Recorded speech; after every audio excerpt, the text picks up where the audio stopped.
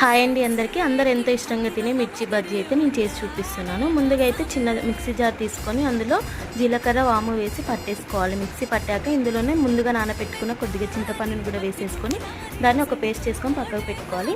And ఇంకోవైపు మిర్చీలను తీసుకొని అందులో చివరి కాడలు కట్ చేసుకొని మధ్యలో ఉన్న గింజలను కూడా తీసేసుకొని అన్నీ పక్కన పెట్టేసుకోవాలి. ఇప్పుడైతే శనగపిండి అయితే ఒక కప్ తీసుకోవాలి. అందులో తగినంత ఉప్పు, కారం, వంట సోడా వేసుకొని వాముని ఇలా నలగ కొట్టుకొని వేసేసుకొని కొద్దిగా వాటర్ యాడ్ చేసుకుంటూ మిక్స్ చేసుకోవాలి. నేను వీడియోలో చూపించినట్టుగా అయితే ఉండాలి బ్యాటర్ అనేది. ఇలా ఉంటేనే మంచి పర్ఫెక్ట్ మిర్చి బజ్జీ అనేది వస్తుంది. ముందుగా పేస్ట్ చేసి పెట్టుకున్న వాటికి అలా మిర్చి బజ్జీలలో అయితే పెట్టేసుకొని మిర్చీలని ఇలా ఒకదాని తర్వాత ఒకటి వేసేసుకోవాలి. అంతే, సింపుల్ అండి. ఇలా ఈజీగా ఇంట్లో చేసి పెట్టండి. పెద్దవాళ్ళకైనా చిన్న వాళ్ళకైనా చాలా ఇష్టంగా అయితే తింటారు. నా వీడియో కనుక నచ్చినట్టయితే లైక్ చేయండి, సబ్స్క్రైబ్ చేయడం మర్చిపోకండి. Thank you.